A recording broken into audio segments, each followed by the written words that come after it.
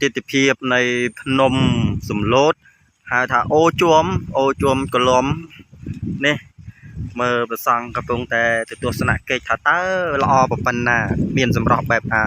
មានទឹកធ្លាក់បែបណាចង់ដឹងនៃការទិដ្ឋភាពទឹកដីខ្មែរនេះផ្លូវម៉ងនេះ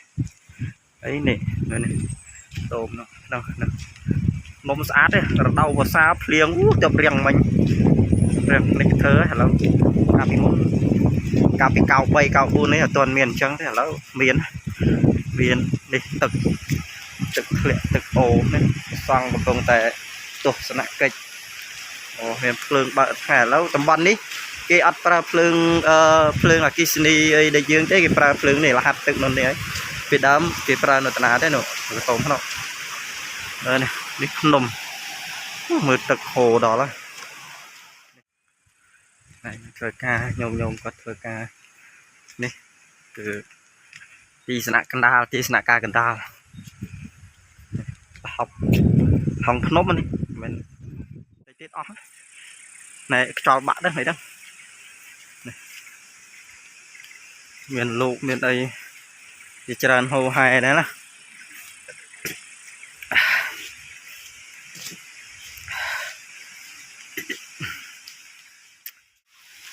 ទឹកហូរអូជាំកលំពីដើមឲ្យមានជ្រូកអីមក3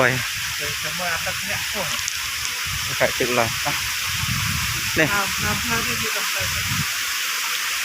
ទៅនេះទឹកហូរ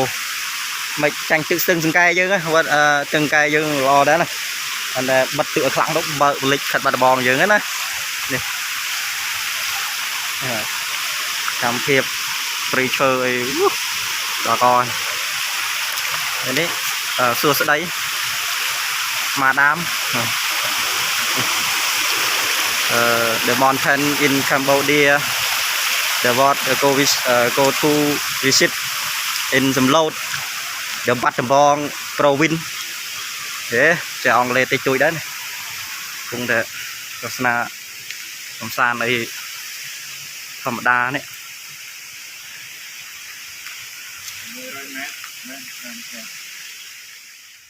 ទឹកធ្លាក់បែបនេះមកដល់គោលដៅតង់ទីម៉ានហើយទី3ទី2តង់ទី2ព្រៃភ្នំវ៉ាវចង់បែកញើសស្លាប់ហើយញោមទឹកធ្លាក់វេទនាឡើងវេទនាចំហើយពលឺថ្ងៃអូជាប់នេះទឹកធ្លាក់ដល់ទឹកធ្លាក់អូពិបាកដល់តែចង់មើលអីទៅវេទនាទៅ5 6នាក់ជួយគ្រាទាញគ្នាមើល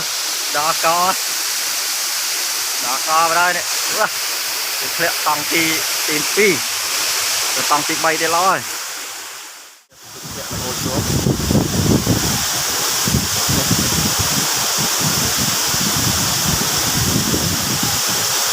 អានទៀតទឹកធ្លាក់អូជួមយើងទៅមើលកន្លែងនេះដល់ល្អដែរពីលើនោះអានេះហៅថាជាន់ទី3តែនេះនឹងធ្លាក់ជៀសមកឆាចអីហ្នឹងបាទទៀតនេះ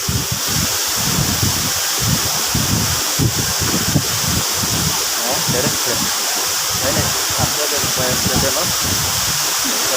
ទៅទៀតអានេះគឺច្រកនេះឃើញមានភ្នំនៅលើនោះថាអូជួបអានេះរដូវខែបតានិងរដូវខែ6រដូវខែ6គឺខ្ញុំចង់ទៅខ្លាំងចង់ទៅ